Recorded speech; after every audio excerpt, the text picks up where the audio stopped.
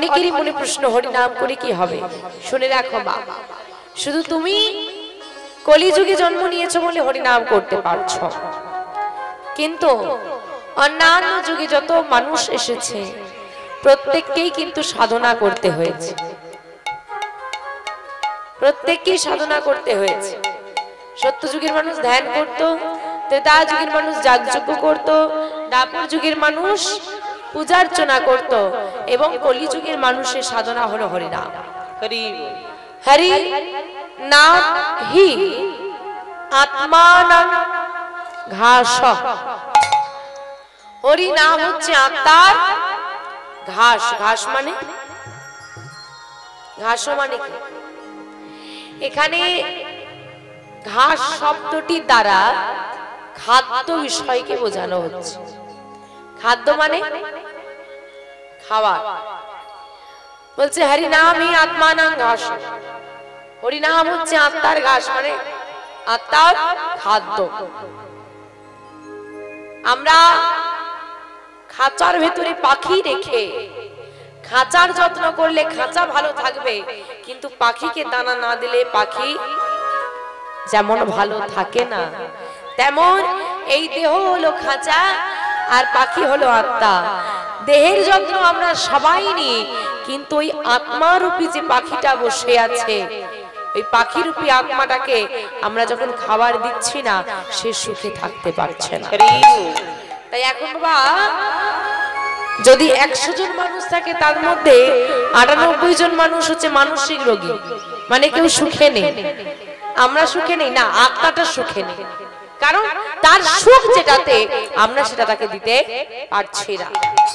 বলছে হরি নাম হলো একমাত্র এই আত্মার খাবার, যা আত্মাকে সুখে রাখে। তা হরি নাম না করলে কি হবে? মহাজন বলছে নিতাই গৌর নাম আনন্দের ধাম, যে জন নাহি গলাই তারে, যে জন নাহি গলাই তারে, জমালয় ধরে নিয়ে যায় নরকে ডুবায় তারে, জমালয়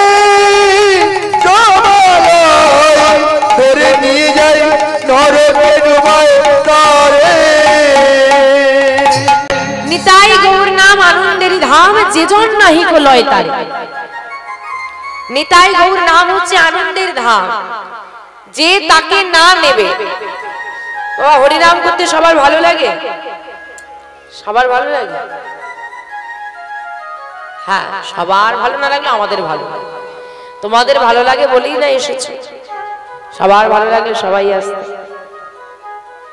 তার নাম সবাই নিতে নিতে পারে।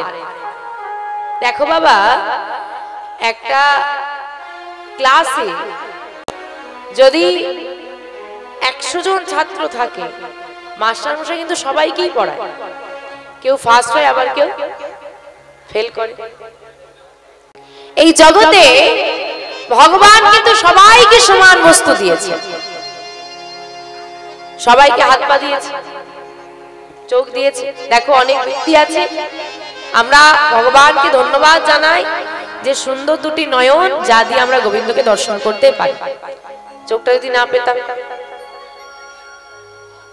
তাহলে কত বড় কত দামি জিনিস পেয়েছি।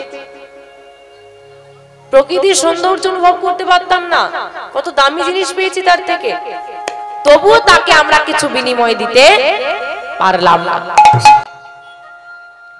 তাই বলছে নিতাই গৌর নাম আনন্দেরই ধাম, যে জন নাহি লয় তারে, জমালয়ে ধরে নিয়ে যায় নরকে ডুবায় তারে, নরকে নরকে ডুবায় তারে।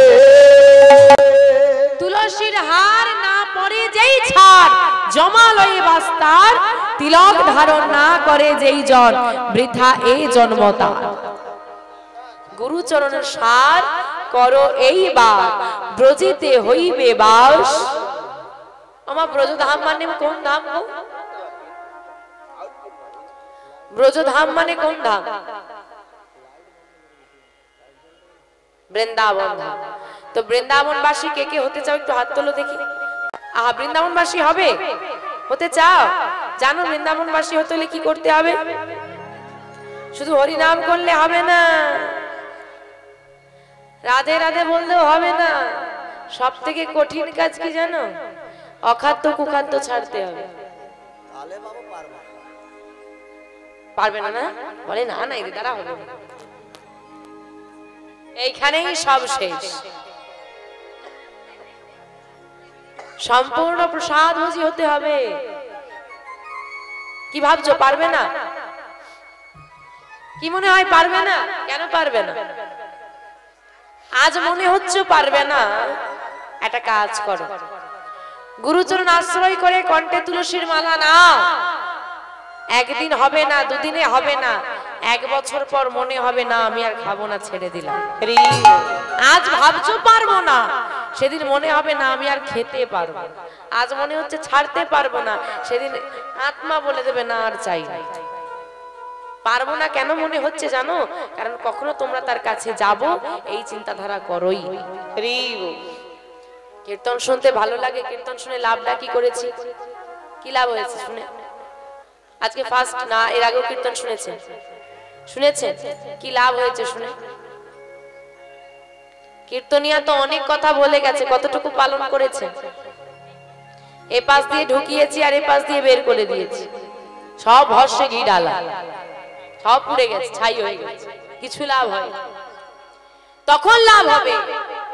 কীর্তন শুধু শুনতে এলে হবে না, প্রত্যেককে বলছি কীর্তন শুনতে এসেছি।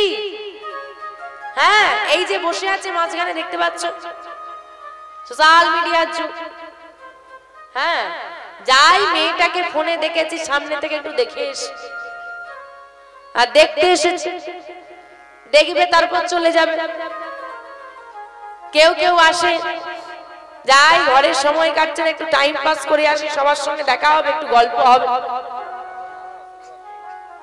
হ্যাঁ, আবার কেউ কেউ ভাবছি সবাই যাচ্ছে, এখন যদি আমি না যাই আমাকে খারাপ কথা বলবে, মেয়েটা গেল না, যাই 2 মিনিট বসবো তারপরে চলে আসবো। তাই তো এরকম ভাবে অনেক ব্যক্তি আছে। পূর্ব জন্মের থাকে যদি সুকৃতি সঞ্চয়, ইহ জন্মে হয় তবে সাধু গুরু বৈষ্ণব উপচয়। সাধু গুরু বৈষ্ণব বৈষ্ণব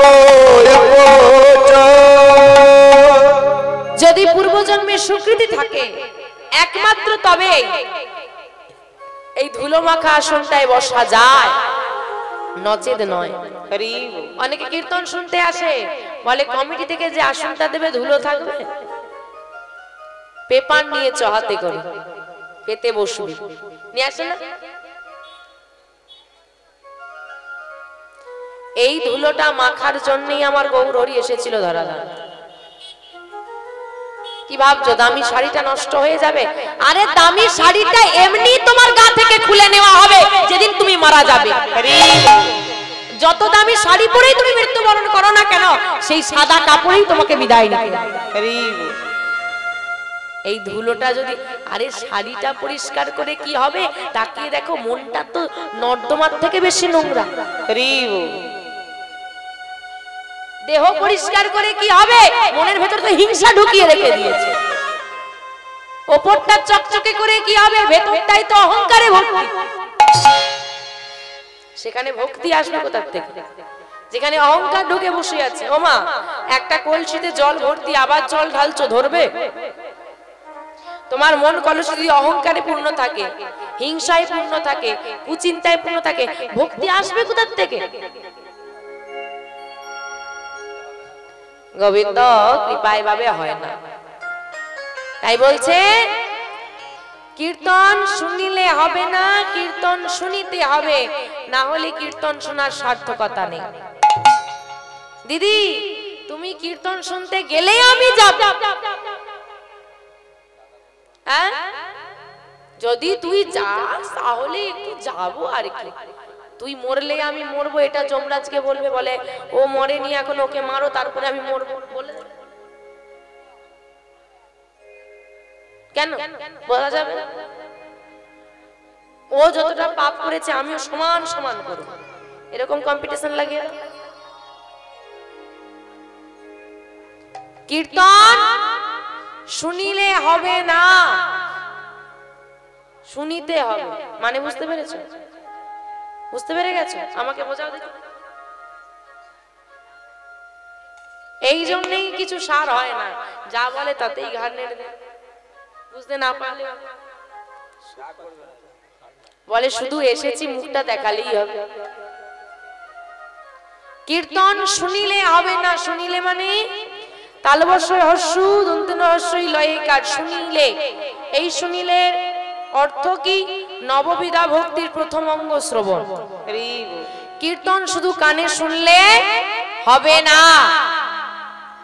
কীর্তন শুনিলে হবে না, কানে শুধু শুনলে হবে না, কীর্তন শুনিতে হবে। এই শুনিতে স্পেলিংটা দন্তেশ্বয় হস্যু সু, সু মানে সুন্দর ভালো। কীর্তন শুধু কানে শুনলে হবে না, কীর্তনের মধ্যে যেটা সু, সু মানে ভালো, সু নিতে হবে, সেই ভালোটাকে নিতে হবে।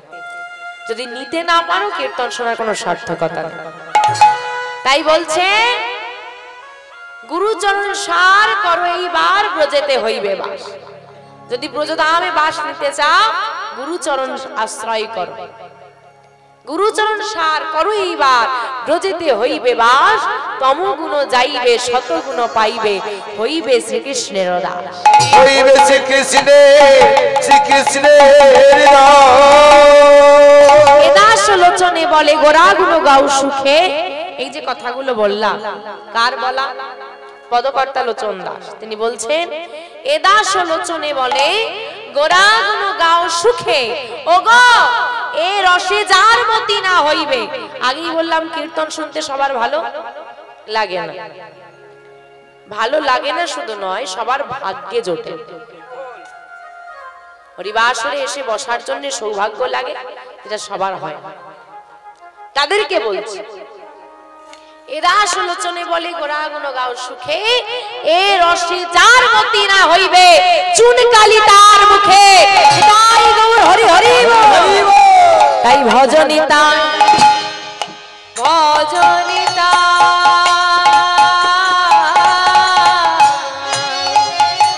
তোমরা ভজ ভজ নিতা।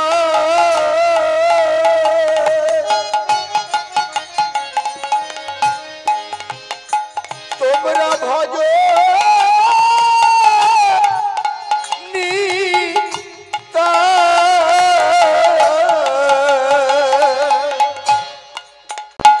তোমরা ভজনিতা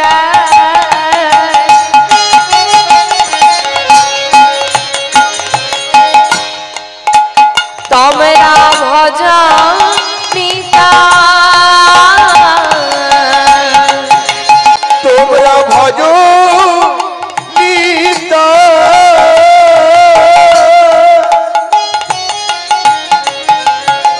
তোমরা ভজ ভজনিতা। বাবা আমরা ভক্ত হয়েছি, কেমন ভক্ত? আমরা হচ্ছে সাংসারিক ভক্ত। সংসারও ছাড়বো না, গোবিন্দকেও ছাড়বো না। আমাদের মতো এক সংসারী ভক্ত বাবা, সাংসারিক ভক্ত।